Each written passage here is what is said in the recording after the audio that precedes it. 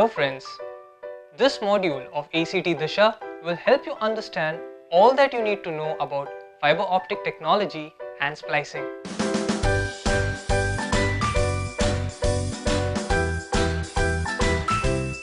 To begin with, let's understand a few basic concepts.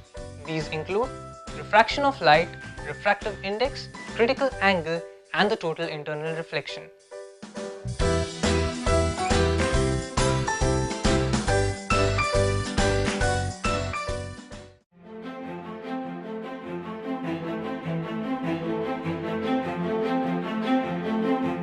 As a light ray passes from one transparent medium to another, it changes direction.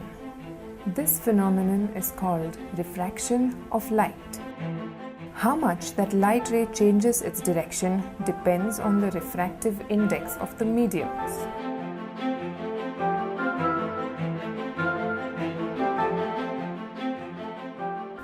Refractive index is the speed of light in vacuum divided by the speed of light in a material. Refractive index measures how much a material refracts light. Refractive index of a material, abbreviated as N, is defined as N equals C by V.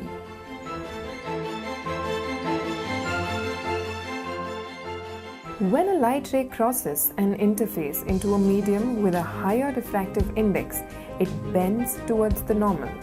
Conversely, light traveling across an interface from a higher refractive index medium to a lower refractive index medium will bend away from the normal. This has an interesting implication. At some angle, known as the critical angle, light traveling from a higher refractive index medium to a lower refractive index medium will be refracted at 90 degrees. In other words, refracted along the interface. If the light hits the interface at any angle larger than its critical angle, it will not pass through the second medium at all. Instead, all of it will be reflected back into the first medium, a process known as total internal reflection.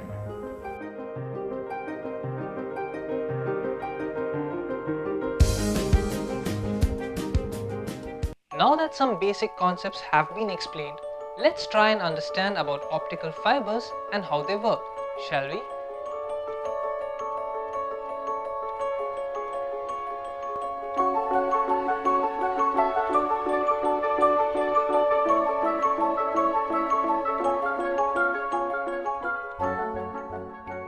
Optical fibers are based entirely on the principle of total internal reflection. Optical fiber is a long, thin strand of very pure glass about the diameter of a human hair. Optical fibers are arranged in bundles called optical cables and used to transmit light signals over long distances. Typical optical fibers are composed of core, cladding, and buffer coating.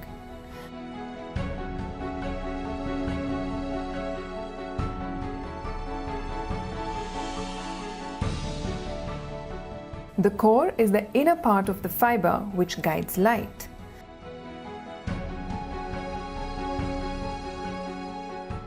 The cladding surrounds the core completely. The refractive index of the core is higher than that of the cladding, so light in the core that strikes the boundary with the cladding at an angle shallower than the critical angle will be reflected back into the core by total internal reflection.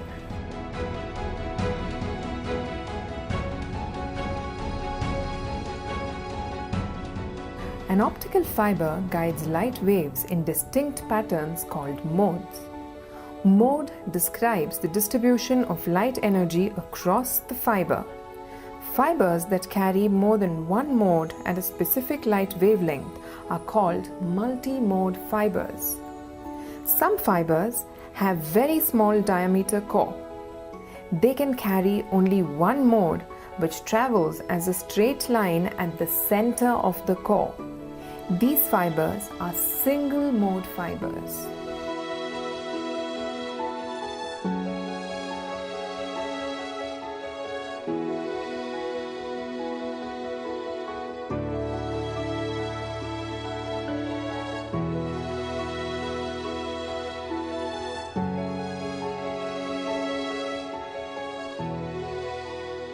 When the fiber core is so small that only light ray at a critical angle can stably pass through the length of the fiber without much loss, the fiber is called a single mode fiber.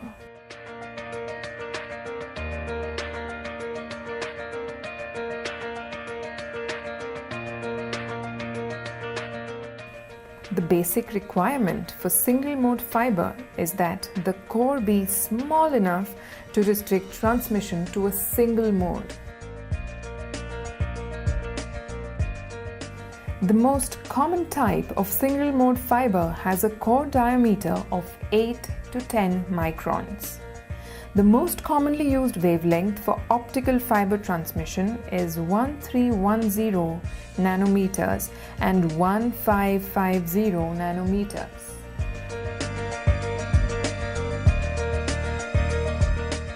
Okay, it is also important to understand the structure of an optical fiber cable.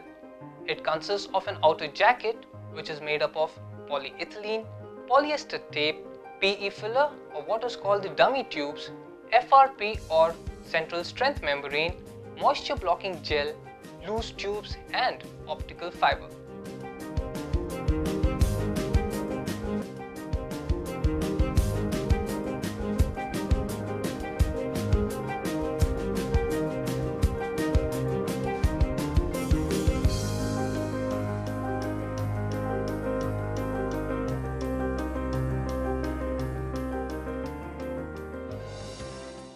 It is also important to understand the structure of an optical fiber cable. It consists of an outer jacket which is made up of polyethylene, polyester tape, PE filler or dummy tubes, FRP or central strength member, moisture blocking gel, loose tubes and optical fiber.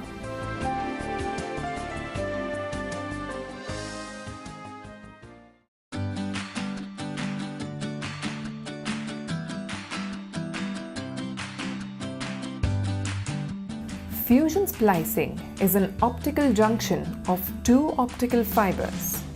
This is done by permanently joining them together with heat generated by an electronic arc.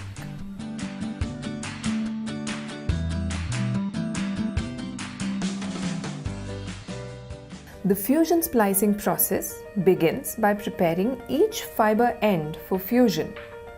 Fusion splicing requires that all protective coatings be removed from the ends of each fiber. The fiber is then cut, or in other words, cleaved with high precision fiber cleavers.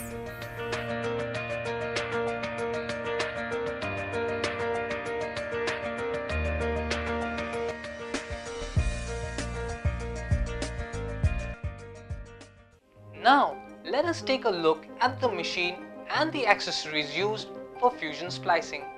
These include the fusion splicing machine, the fiber optic cleaver and the fiber stripper.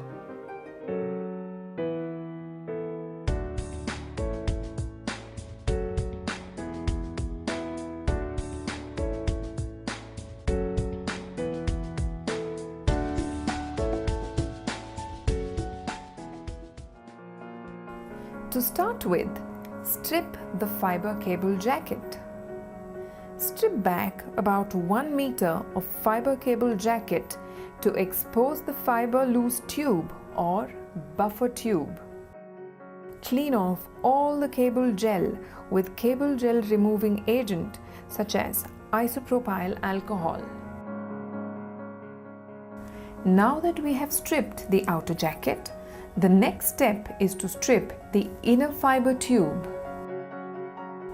Strip away fiber tube using a buffer tube stripper and expose the individual fibers. Carefully Clean all fibers in the loose tube with isopropyl alcohol.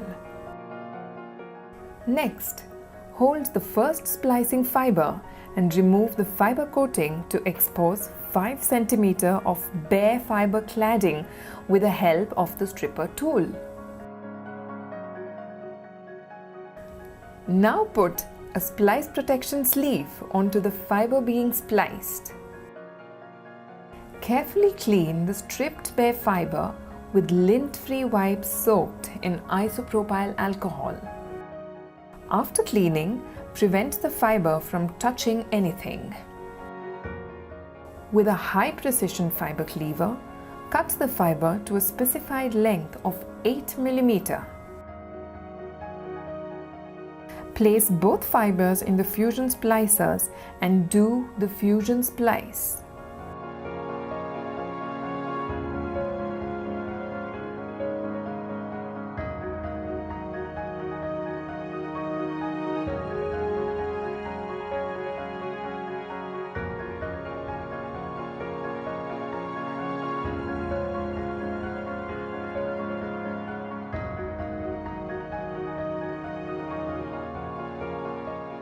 Slide the fusion splice protection sleeve on the joint and put it into the heat shrink oven and press the heat button.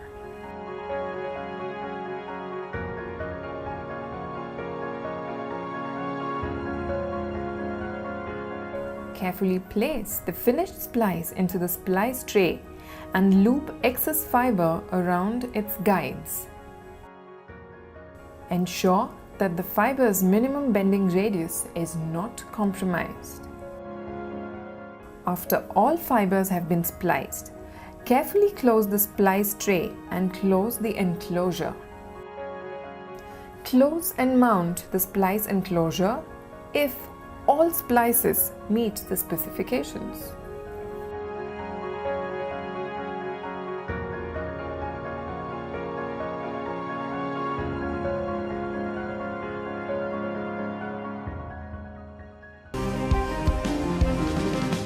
For multi-fiber cables, a color coding scheme is used to distinguish individual fibers. In buffer tube construction, up to 12 fibers can be placed in each tube and they are coded as follows: blue, orange, green, brown, slate, white, red, black, yellow, violet, pink, aqua. Always document the following after splicing, termination and installation in the prescribed format.